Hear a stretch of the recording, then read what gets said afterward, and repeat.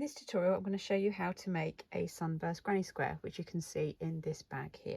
There is a second video on my YouTube channel, Suzie Jules Creates, to show you the next steps once you've made the Sunburst Granny Square to then finish and make the bag as per the pattern. So if you have the Suzie Jules Sunburst Granny bag kit or just the pattern, the next video will show you how to do the extra bits to complete it as a bag.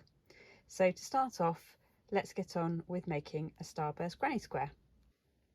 Okay, so I'm ready to get started with my Granny Square. And if we look closely at the anatomy of this one that I've started here, these are the first 4 rounds. The first 4 are all uniquely different, and the final in the darker green round is more of a standard granny stitch. So when we get to that one, it gets a little bit easier, like we're more used to when we make standard granny squares. So we're going to start with this first round, which is making this circular section here. Now, if you have purchased the kit and you have got the different colours, you've got the same amount of each of the colour yarns, so you can choose to do them in a different colour order if you want to. That option's there for you. But I'm going to follow the same as my sample and do this same colour. So with this first colour, we need to start by either creating a magic ring and chaining 3, or if you're not happy with doing a magic ring, you can chain 5 and then slip stitch to make that chain come together. So I've got the cut end here and my working end on my right hand side, and I'm a right-handed crocheter. So with that short cut end, I literally just wrap the working end over the top where I've made a cross. So they've just crossed over and it's crossing over the top of the cut end. I insert my hook and grab that working end and pull it through. That is a magic ring. That's all it is. That's essentially now going to be able to pull through. So all that complicated going over the finger thing, I just do this and it works just as fine. The only difficult part of it is then now I need to chain 3, and in order to do that I need to kind of get hold of everything to stop it moving around. So I move my finger and thumb up to hold on to that top bit where I've just gone through here, and then start doing my chain. Because I'm right-handed, I now need to move my yarn to the other side. So I just need to now chain 3, 1, 2, this is the thing with cotton yarn, 3, and by holding on to this I've kind of now connected that magic loop. So all it basically is that it's just a twist of the yarn that's going to enable, when I pull this short end, it's going to make this circle shrink. And that's basically it. That's a magic circle, and I'm now ready to start. So now I can start round 1, completing this round working in a circle here. And it's a circle of trebles. And I want a total of 16 trebles altogether. And this first chain 3 counts as the first one, so I need to make a further 15, and I'm going to do that working into my magic circle that I've created. So I now need to do 15 trebles. So for a treble stitch, I yarn over, insert the hook into the magic ring, yarn over and pull up a loop. I've got 3 on the hook, yarn over, pull through 2, yarn over, pull through 2. And that's my first complete treble. Now I'm going to carry on. I'll do a few slower again, just in case you're following along. Yarn over, insert into the magic ring, yarn over, pull up a loop, 3 on the hook, yarn over, pull through 2, yarn over, pull through 2. Next one, yarn over, into the magic ring, yarn over, pull up a loop, 3 on the hook, yarn over, pull through 2, yarn over, pull through 2. So you can now see I've got my chain 3, 1, 2, 3 trebles. So I'm going to keep going now, completing until I've got 16 altogether. So remember, 16 is including this chain 3. So I'm up to 4. Okay, I'm just going to check because I think I'm a little bit short still at the minute. I lost count of where I was up to. So let's count. So remember, my chain 3 counts as 1, 1, 2, 3, 4, 5, 6, 7, 8, 9, 10, 11, 12, 13, 14, 15. So it is just one more And you'll note as I'm working around this magic circle, I am making sure I'm working right into the middle of that magic circle and that I'm going over both strands. So you've got that little cut end, make sure you are working over that, because now that I've got to that point and I've got my 16 that I needed, I'm now ready to close that circle. So I can now pull out that short cut end and pull, and I can keep pulling it as tight as I can to really cinch up that little small circle there.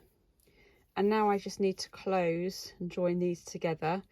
And this first round's nice and easy because I'm going to put my yarn under, sorry, my hook under the two arms of the stitch. So whenever we do like a double crochet, treble crochet, it forms like this V stitch on the top. And we always, generally, more often than not, will work under both strands of that stitch. So I'm going to set my hook underneath both, yarn over, and this is where I'm slip stitching, so I'm just pulling it straight underneath that and also straight through the one on my hook. And you can see then how I've closed those together and formed that first ring. And once you've done that, it can be just pull it up a little bit so you've got a nice big loop. Cut off your working end and stick that through that hole and pull. Now if you want to, you could, they don't have to be this long either, you could weave in your ends now, but I tend to just carry on and do all my weave ending at the end. So that's round one complete. Okay, so now I'm ready to start round two, and round two is our round of these little puff stitches here. So the first thing I'm going to do is add in my new colour, next colour for this round two, and I'm going to do that by just slip stitching into any of the treble and going under their both loops. If you remember, I just previously said about the 2 strands you get from each stitch, that's that here, that's where we're going to join. So it can go in any of them, it doesn't matter which one you go into. I'm going to go next to where I finished, putting my hook in under there, and then just pulling through, laying the new colour over the hook and just pulling it through like that. Now I just tend to hold on to it for this first bit, but if you want to tie it or knot it and do it any way you can, but I just tend to hold on to it. And then the first thing we're going to do, which is kind of what is going to secure it, is chain 2. So do 1, 2 chains. So that's now in there, and this will kind of all be attached in when we do all our weaving in the ends at the end when we're completed. So for just this, now I've done that chain 3, for just this first set of puffs, we're going to stop when we've got 5 loops on the hook rather than 7 that it says in the abbreviations of my pattern. And the reason for that is I feel like this chain kind of gets in the way a little bit, it makes it quite bulky. So if I did the normal 7, this puff almost looks bigger than the rest. So just by taking out one round of them going over the hook, we have one less. It actually is compensated by this chain. You'll see what I mean when I start going. So let's do this first puff. So to make a puff stitch, we yarn over, insert the hook, yarn over and pull up a loop, and you'll see I've got 3 on the hook. Now I'm going to repeat that again now, of yarn over, insert the hook, yarn over and pull up, and you'll see I've got 5. Now normally we would do this once more again and we'll have 7, but we're going to stop here for just this first puff only with 5 on the hook. We're going to stop, we yarn over and pull through. This is where a little bit tricky. If you need to get your fingers in to help you, just twist your hook through, and there's your 5 loops. And that last one, we just chain 1 to secure it. So that's the first puff where I've just stopped when I had 5 loops on there instead of 7, which it does tell you to do this in the pattern, and that's because this chain is kind of acting as part of that first puff. So now we're going to carry on doing a puff in each of the trebles from the previous round, so we're going to have 16 puffs altogether. So let's do now a more standard puff. Yarn over, insert under the 2 V's of the treble, pull up a loop, 3 on the hook. And this is what's different: yarn over, back in the same space, pull it up. I've now got 5 on the hook, yarn over into the same space again, yarn over, pull up the loop, and I've got 1, 2, 3, 4, 5, 6, 7. That's where we want to stop. So we yarn over and pull through. Now I'm pushing my hook as far up as I can against those loops to try and get myself a smooth journey through, which I have, and then I do 1 chain to secure it. Now don't worry if it looks a little bit messy at this stage. That's a little bit of the nature of cotton, where it's made up of all these strands, and just the nature of crocheting can start to do the untwist, so it can start getting a little bit hairy. But don't panic, because once you start getting them sort of all sitting next to each other, it kind of tidies them up a little bit. So don't panic too much if it's looking a little messy. So we're going to carry on doing puffs all the way around. I'll do another one to show you. So I yarn over, I'm inserting underneath the 2 strands of the treble below, yarn over and pulling up a loop. So I've got 3 on the hook, yarn over, inserting into the same space, yarn over and pulling up. I've got 5 on the hook, yarn over once more into the same space again, yarn over, pull up a loop. So I've got 1, 2, 3, 4, 5, 6, 7, pushing up against the loops as much as I can, yarn over and pull it through. You might need to do a little bit of wiggling. There we go, and chain 1 to secure. Okay, so that is the puff stitch. So if we think back to that first one where we stopped at 5 because we were accounting for the chain, and then we're stopping at 7 for each of these. So I'm going to carry on now working my way around doing puffs into each of the trebles to make sure I've got 16 puffs all together.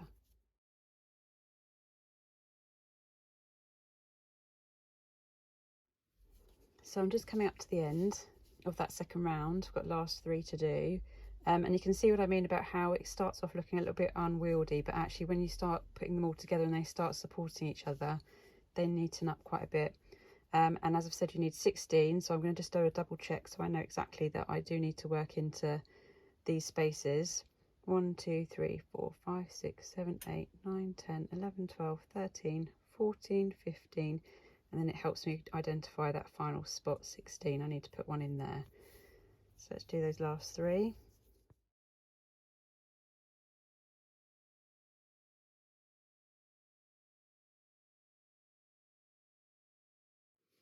Okay, so now I'm at the end of round 2, and I've got my 16 puffs, and I'm going to do the similar as what I did at the end of that round and join. So I'm going to, I've got a slightly hairy end there, but I'm going to put my hook under both strands of the V at the top, because again this puff stitch is created doing that last chain 1 to secure it, creates that same V stitch on the top. So I'm working under that and pulling through that and the one on my hook to secure. And we can take this one off as well, so you can just pull up a bigger loop so you don't drop it, cut off your working end, stick the working end through that loop and pull it nice and tight. There we go, there's the second round done. So now we're going to start round 3, which is the cluster round here, and you can see it's called cluster because we've got groups of stitches in little clusters like so.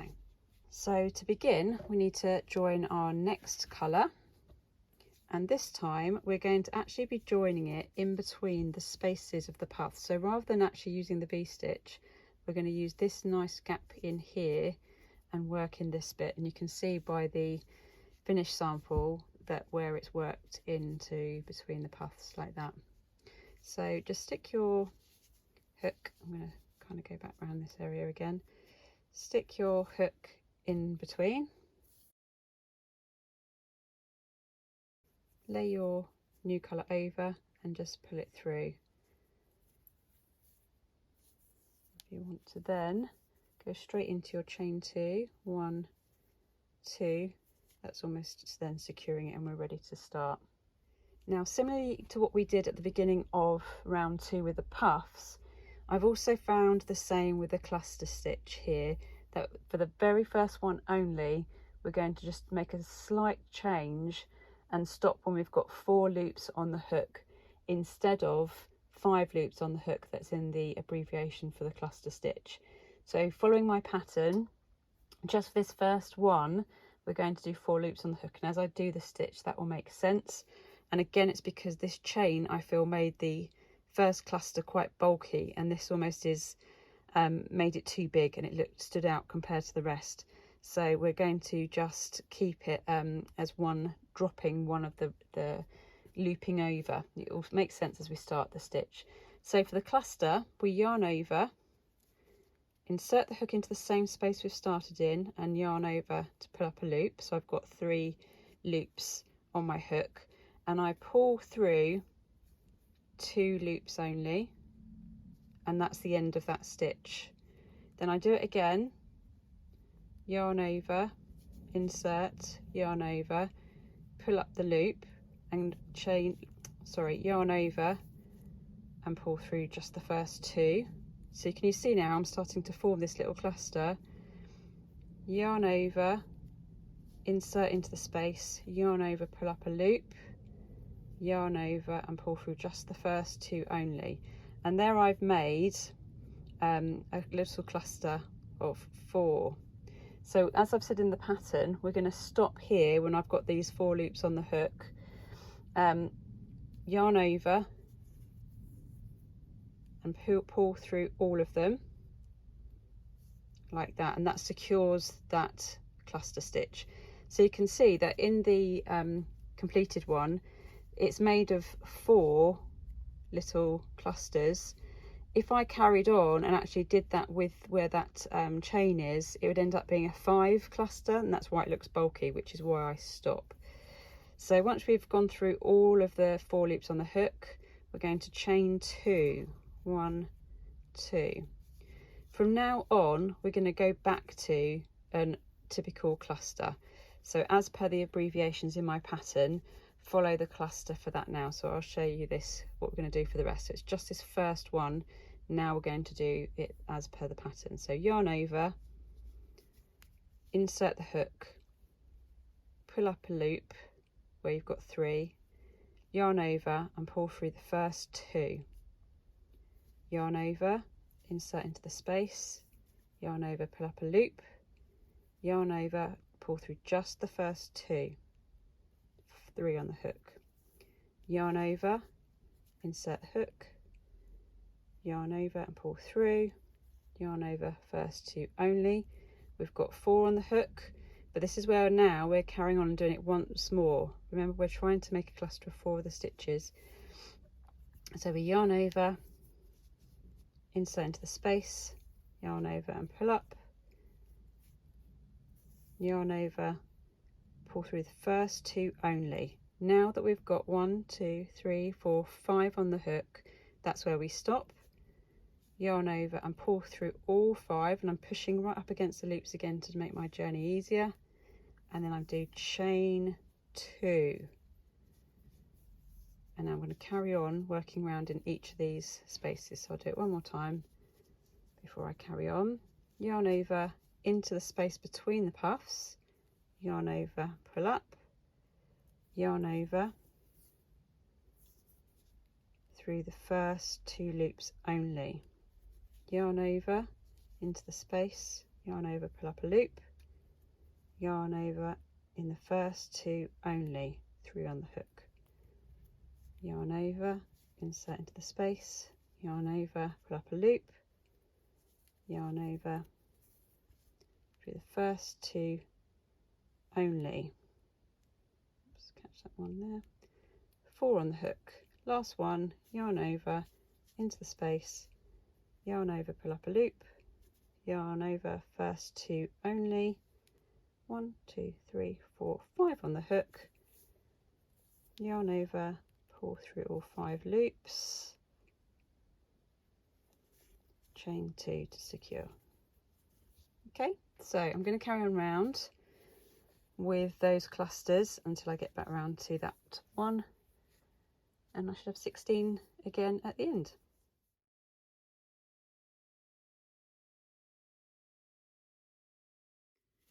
Okay, I'm just about to do my last cluster that I need to wiggle in between my chain start and the last one here. So I'm working into that space.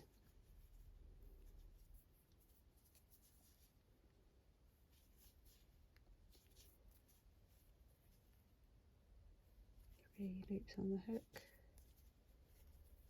through the first two, 4 on the hook.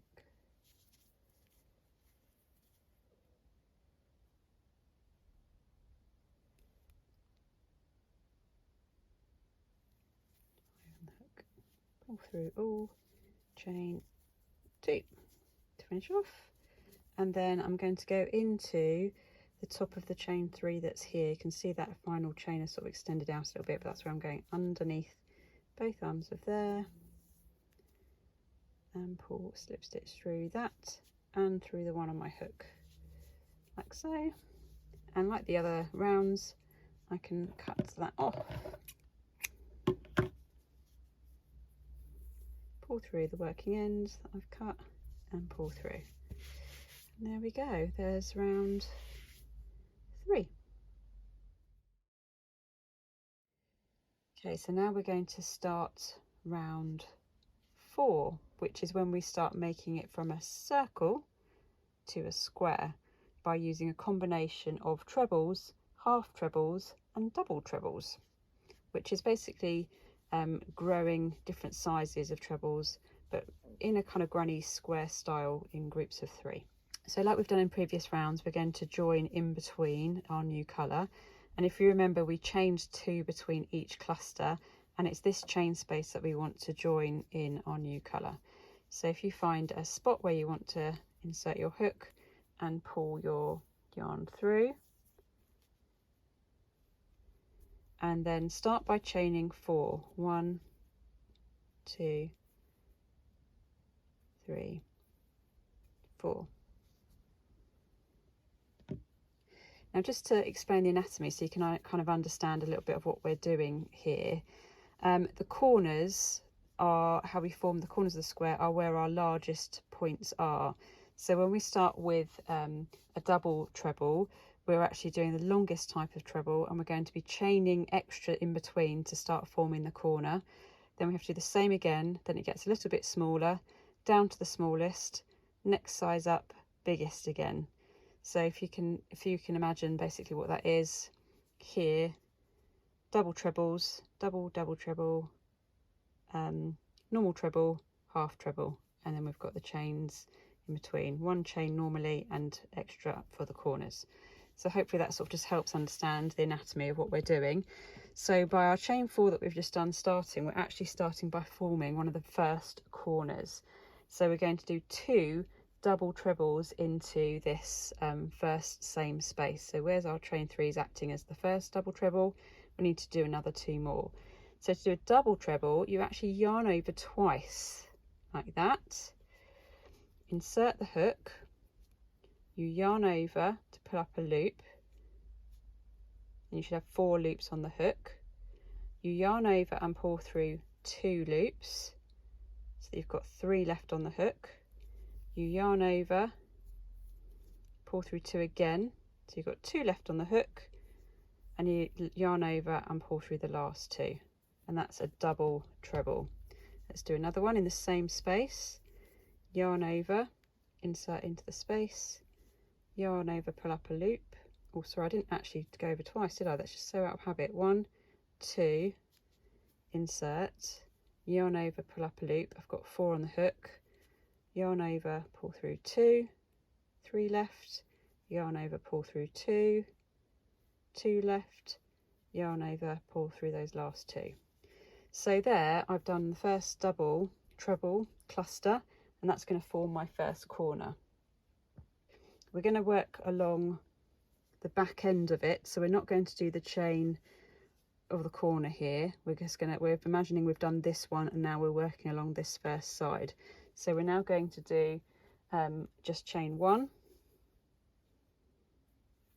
and we're going to do 3 trebles into the next space, normal trebles. So just yarn over once, yarn over, pull up a loop, 3 on the hook, yarn over, pull through 2, yarn over, pull through 2. yarn over, insert in the same space, yarn over, pull up a loop, 3 on the hook, yarn over, pull through 2, yarn over, pull through 2, and one more, yarn over, into the same space, yarn over and pull up a loop, yarn over, pull through 2, yarn over, pull through 2. So we've done our slightly smaller standard treble, chain 1 again, and now we're going to do a half treble.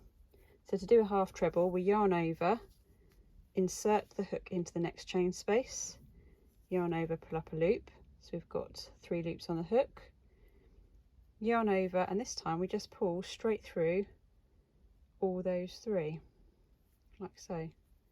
Yarn over, insert into the space, yarn over, pull up a loop, 3 on the hook, yarn over, pull all through all 3. One more, yarn over, insert into the space, yarn over and pull up a loop, 3 on the hook, yarn over, pull through all 3, and we do the chain 1. So now we're at this, so we've done the treble, double treble, normal treble, half treble. Now we're going back to a normal treble,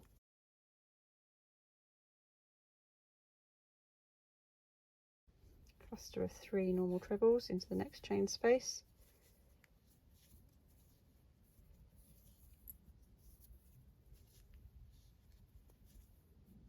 chain 1, and now we're back to a double treble again.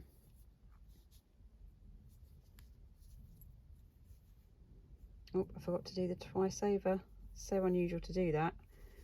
There we go, 2 through 2, yarn over, through 2, yarn over, through 2. I need to do 3 again in the same space. Oh, I've done it again. It's very alien to go over the hook twice, like that. Okay, so we've basically done one side, but we need to now form the corners. So as we're working this way, we're now going to form the first corner. So this time we need to chain 3. 1, 2, 3, and we need to work in that same space again, like we do when we make a standard granny square to form the corners. So another set of 3 double trebles. Okay, so set of 3 double trebles, chain 3 in the same space, another set of 3 double trebles, chain 1. I'm now working down to form my other side, so you can see now how I've got that first side and my first corner. So I'm going to carry on now following that same pattern of having the double trebles, 3 double trebles, chain 1, 3 trebles, chain 1, 3 half trebles, chain 1, back to 3 trebles, chain 1, back to 3 double trebles, and then forming the corner. So once you get that pattern, you understand what you're trying to achieve. It's easy just to work your way around. So I'll meet you when I get back to this other end point here to join that final corner. So I'm just coming to the end now of that 4th round, and I've just completed my final set of trebles here. So I need to just do chain 1 before I do my final set of double trebles, which needs to work into the same space as where I started. So that double wrap and forming 3 double trebles in that same space. There's 1. There's the 3rd one. That's the end of my chain there, getting in the way a little bit. So that's where sometimes it's good to tie it off out the way, really, because that is getting in the way a little bit. Anyway, I've now got obviously this gap, so I need to chain 3 to form that final corner, and then very lastly just need to slip stitch into the top there to close the gap, like so. And just like before, leave a large loop, chop off the end and pull that through to fasten. I'm just going to grab that there because that will be kind of tightened and finished off. So there is the 4th round complete, and you see it's a little bit wobbly, don't panic too much at this stage, because again, this is the first time you've changed it from a circle now forming into a square, so it does start to have a little bit of bobbling around, but it does start to sit into the right shape. And the final round of the actual square, the 1, 2, 3, 4, 5th round, is the one that will kind of just finish off forming that square and kind of pull it all together. So we're now about to start the 5th round, and this is the final round of the main Sunburst Granny Square pattern, because from this point on you can do different things. You can carry on just making it bigger with standard granny squares, because we've formed it into that square shape. So like the previous rounds, we're going to work in between, in the chain spaces in the round below. So this is going to feel a little bit more like we're doing a standard granny square. And we're going to be doing when we get to the corners of the double treble corners, we're going to do a standard granny square corner, which is 3 trebles, chain 3, 3 trebles. So we're going to start the same way, working in to the chain spaces of the round below, and it can go in anywhere really, same as we've done before, just pulling the new colour through. Let's do our new colour and chain 3, 1, 2, 3. That's the start of our first treble. So I need to do 2 more trebles in that same space.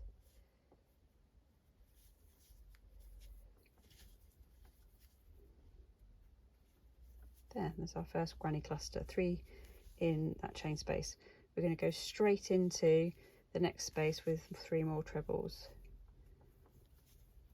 So I'm not chaining between them. I'm just going to work 3 trebles straight into each of the chain space below. Okay, now I'm at the double treble corner. I'm going to do a standard granny square corner of 3 trebles, chain 3, 3 trebles. So here's my first set of 3 trebles, and 3 to form the corner, and straight into another set of 3 trebles, then straight into the next chain space, and straight across into the next chain space. Okay, so I'm going to work all the way around till I get back to the beginning, so I will see you back there. Okay, so I'm just coming up to the very last bit of my round 5, doing my granny square clusters, all trebles into the gaps of the round below. I'm just on the corner, so I've done 3 trebles into this chain space. I need to chain 3 to form the corner, and then do the final set of 3 trebles. Oh, come on, get all fingers and thumbs. 2 and 3.